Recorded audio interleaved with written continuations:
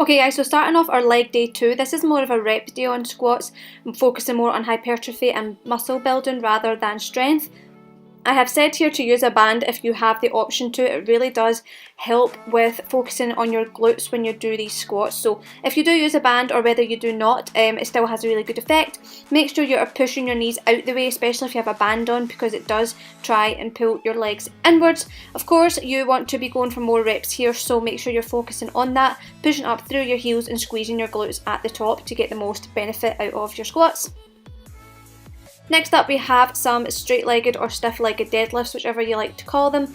Pretty much what you want to do is keep your feet probably about shoulder width apart or slightly more if you feel like pointing your toes outwards might help more, and you basically want to bend forward from your hips. So your knees will be bent slightly but more hinging down from the hips than bending your knees. So bend forward and really feel the pull in the back of your hamstrings and your glutes, and then squeeze your glutes at the top. This is another really good exercise for building your glutes and hamstrings, and make sure you're going quite slow on the way down, a good 1, 2, 3 and then back up and squeeze at the top.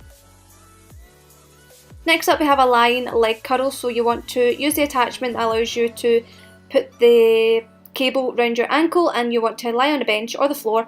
You can even do these standing up if you really have to, and then just curl the cable up towards your bum cheek, so bringing your heel towards your bum and really squeezing at the top for a good second or two, just to get that hamstring really feeling and contracting the exercise.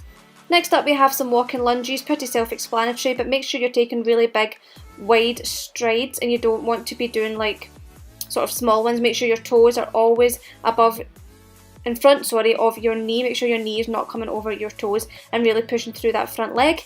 Next up we have leg press. Now you can do this with your wide stance like me that I'm doing in this video, and that allows you to really push through your glutes. Otherwise you can do it more narrow and focus more on your quads. It's really up to you what area you want to focus on more.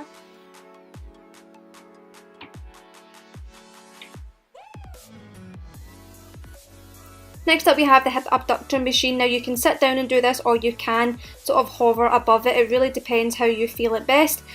Pretty much what you want to do is start off with your legs together and pushing out, really focusing on pushing your knees so that you engage your glutes and push right back, and again hold for a wee second when you do push right back, and then bring it in and repeat that movement, and finishing off with some pull throughs. Now these do not really look like a sort of heavy compound muscle building exercise, but they are a glute isolation exercise, meaning they solely isolate your glutes and your hamstrings. So like the straight legged deadlift, you want to hinge forward from your hips rather than sort of bending your knees down the way. Of course your knees will be bent, but more focusing on slowly going down and then forward, squeezing those glutes together.